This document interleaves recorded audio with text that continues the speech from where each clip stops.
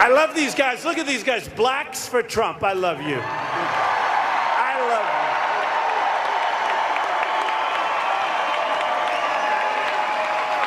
I love you. By the way, now that you bring it up, black home ownership just hit the highest level it's ever been in the history of our country. Congratulations.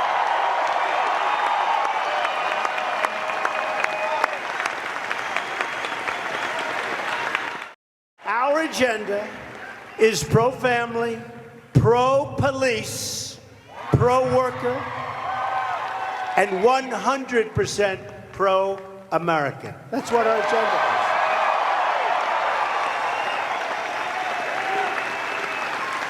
That's why I recently withdrew the United States from the United Nations plan for global governance of immigration and refugee policy. No borders. It's a no borders plan. They have a plan, no borders. I heard about it recently. I said, what are you talking about, no borders? No borders. No borders. Everybody can come in. If you don't mind, I've rejected that plan. Is that okay? Okay.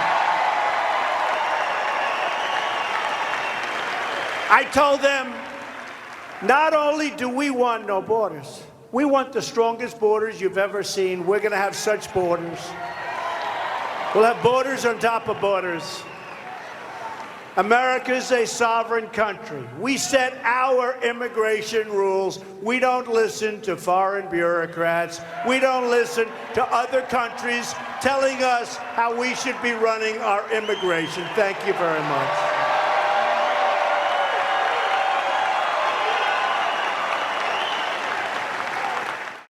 We're also getting smart and tough on trade. I've been talking about this for a long time. It's one of the reasons I'm here, one of the reasons I'm president.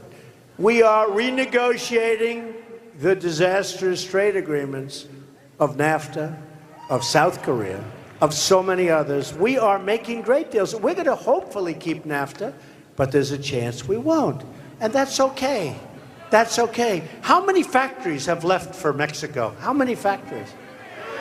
So we right now have a trade deficit with Mexico of $71 billion, and that doesn't include all the drugs that pour in over the border because we don't have a wall, etc. Okay?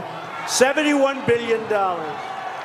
$71 billion. So we have, think of it, we have a trade deficit with Mexico of $71 billion. We have a pretty good trade deficit with Canada. They were saying we have a surplus with Canada. I said, no, and I like the Prime Minister very much, Prime Minister Trudeau. Nice guy, good guy. No, I like him. But we had a meeting. He said, no, no, you have a trade surplus. I said, no, we don't. He said, no, no, you have a trade surplus. I said, Mr. Prime Minister, we do not. He said, how do you know? I said, because we don't have a surplus with anybody. We have the worst deals. He said, I'm telling you that Canada has a deficit with the United States. I told my people, in front of a lot of people, I said, go out and check. And he was right. Except he forgot two categories: lumber, timber, and energy. Other than that, he was right. When you add them all together, we actually have a $17 billion deficit with Canada, right? So he forgot a couple of categories that he didn't want to mention. I heard it with other countries too. Just got back from Asia. I brought back $300 billion worth of deals.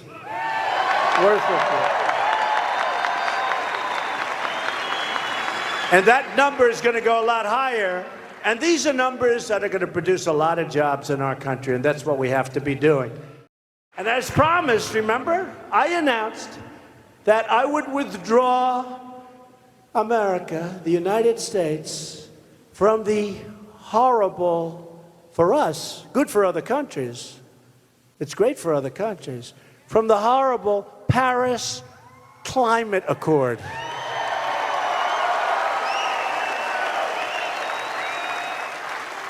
Costs us a fortune. So China doesn't start till around 2030, I think.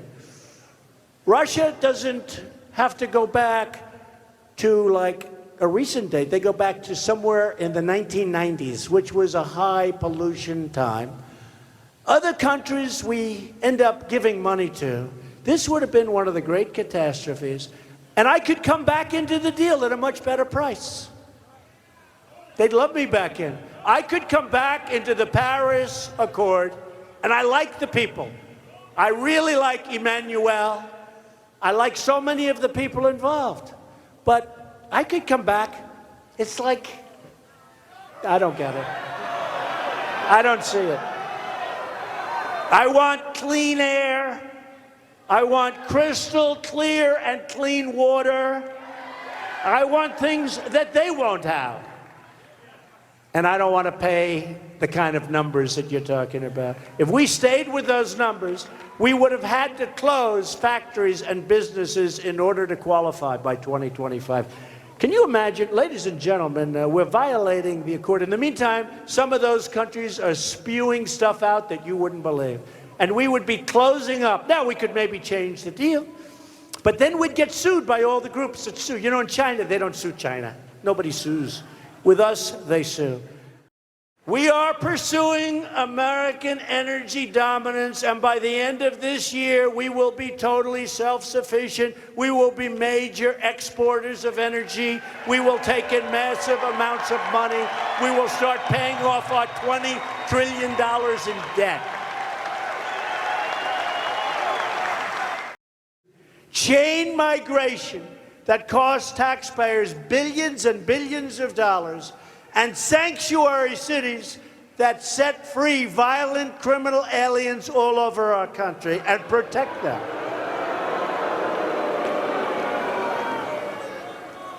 People come in, and they're not necessarily good, like the man that ran over, the animal that ran over many people in New York City the other day. You saw that 2 months ago. He runs over people, goes on a beautiful, I know it so well, the West Side Highway. I know it so well. So beautiful. People running, jogging, trying to get in shape. He killed many people, ran them over. Chain migration. According to chain migration, he may have as many as 22 to 24 people that came in with him. His grandfather, his grandmother, his mother, his father, his brothers, his sisters. We have to end chain migration. We have to end chain migration. I mean, you go to Kate, who was such a beautiful young American woman, killed on a pier in San Francisco in the prime of her life. She was killed by this guy, an illegal alien who had been deported 5 times and convicted 7 times of felonies. And I guess they weren't allowed to mention this in court. They weren't allowed to mention. Don't worry, we're right in there. But he was roaming free to threaten innocent Americans like Kate because of our porous borders and because San Francisco is a sanctuary city. In other words, a city run by politicians who would rather protect criminal aliens than American citizens. This guy's screaming, "We want Roy Moore." He's right.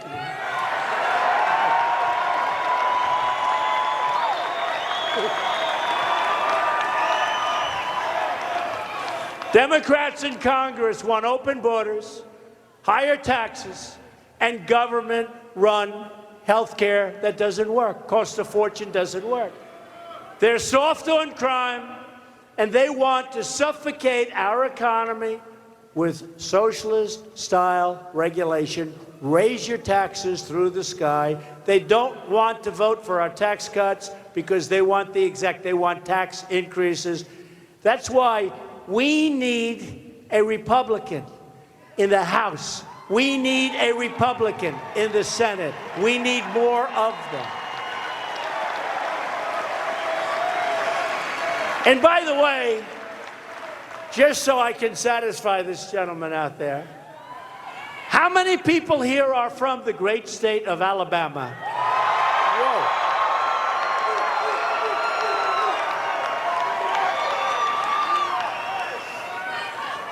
Well, I have to say this. Look, we have to be fair. So did you see what happened today? You know the yearbook? Did you see that? There was a little mistake made. She started writing things in the yearbook. What are we going to do? Gloria Allred, anytime you see her, you know something's going wrong. We need somebody in that Senate seat who will vote for our Make America Great Again agenda, which involves tough on crime, strong on borders, strong on immigration. We want great people coming into our country, building the wall, strengthening our military. And we want jobs, jobs, jobs. So get out and vote for Roy Moore. Do it. Do it. And I must tell you, I can't believe that Arnold Schwarzenegger bombed so badly on The Apprentice. My poor, beautiful show.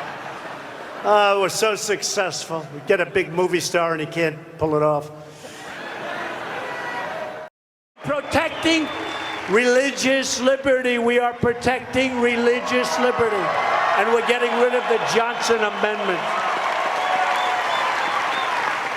We've stopped the government's attacks on our Judeo-Christian values.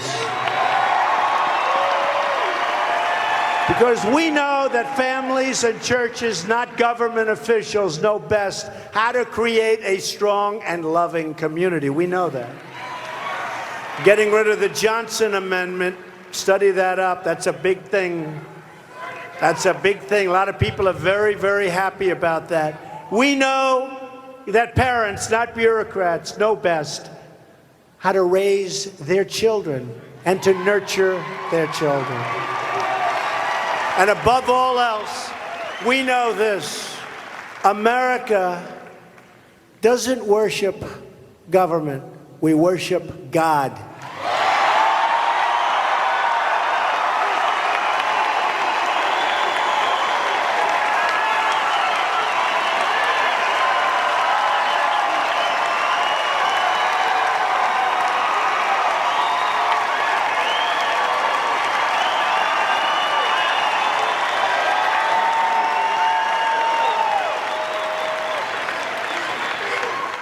I'll never forget on the trail I'd go, we'd have 20,000, 25,000. We went to Mobile, Alabama. We had 49,000 people. We went to Michigan the night of the election. I got there, started speaking at 12:30 in the evening. That means it was already election day. We had 32,000 people there. Michigan hadn't been won in many, many years by a Republican.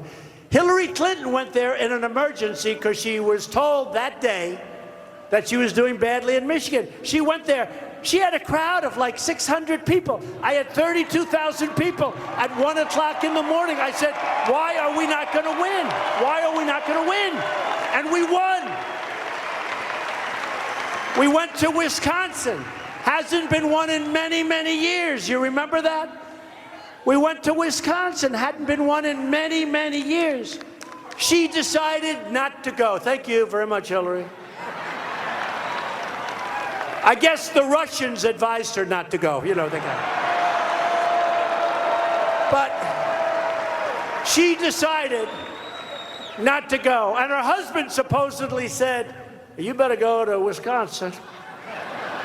You better go to Michigan. I don't like what I'm seeing. I was in Michigan. And I was driving down the street, and they have a Trump-Pence sign on every single lawn all the way to the arena. You better go there.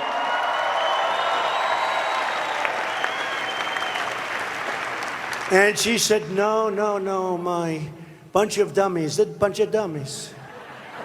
You know, I don't get credit for one thing. It always bothered me. I spent a tiny fraction of what she spent and we won. You know, in the old days, if you spend less and you win, that's a good thing. Over here, you don't get any credit for it. We spent 25 or 30%.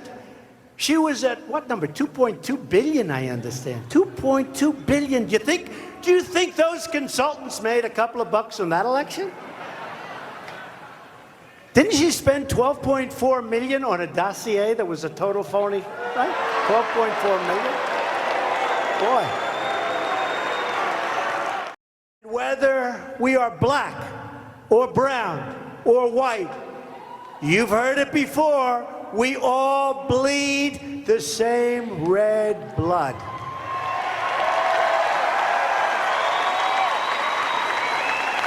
We all salute the same great American flag.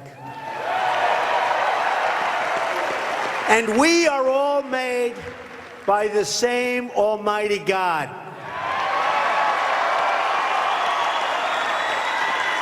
We are the nation that dug out the Panama Canal, won 2 world wars, put a man on the moon, and brought communism to its knees. As long as we have the courage of our convictions and the strength to see them through, then there is no goal beyond our reach. As long as we are true to our values, loyal to our citizens, and faithful to our God, then we will not fail.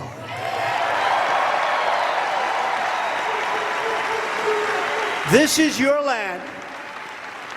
This is your home. And it's your voice that matters the most. So speak up, be heard, and fight, fight, fight for the change you've been waiting for your entire life, for the change that you already see happening. Our revolution didn't end on November 8th. That was just the beginning.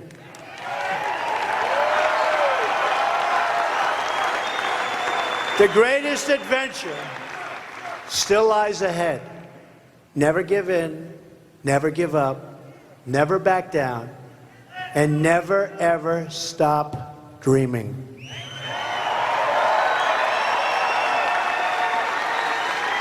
Because we are Americans, and the future belongs to us.